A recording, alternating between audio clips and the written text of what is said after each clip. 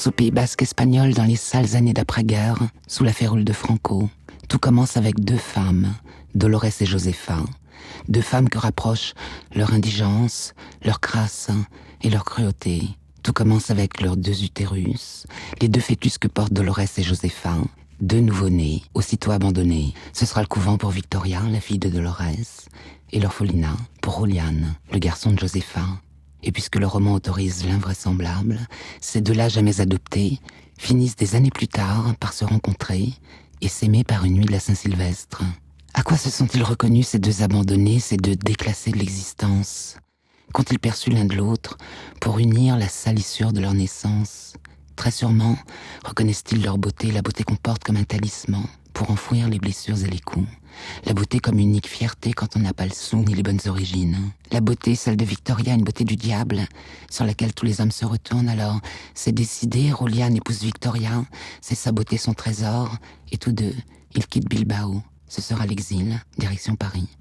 Elle sera femme de ménage, il sera le gardien du théâtre de la Michaudière. Ensemble, ils seront parents, une fille, Maria. Comment savoir où l'on va quand on ne sait pas d'où l'on vient?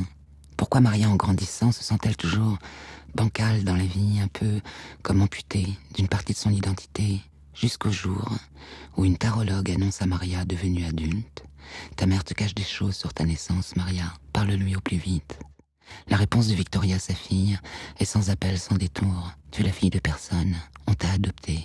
Heureusement, me direz-vous, nous sommes dans un roman, car ça fait beaucoup d'abandon d'enfants au sein d'une même famille.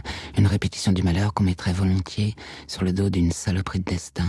Sauf que cette histoire, qui relie Victoria, Julian, Maria, telle une équation à multiples inconnus, c'est une histoire vraie.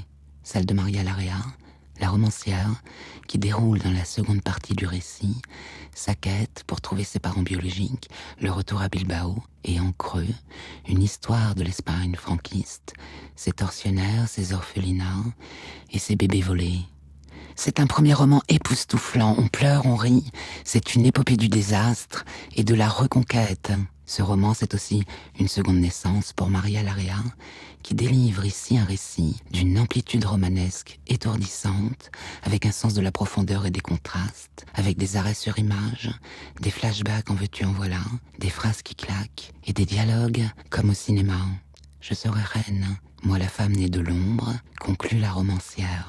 C'est chose faite, chère Maria Larrea, vous êtes d'emblée l'une des reines de cette rentrée littéraire. Les gens de Bilbao naissent où ils veulent, de Maria Larrea, et c'est aux éditions Grasset.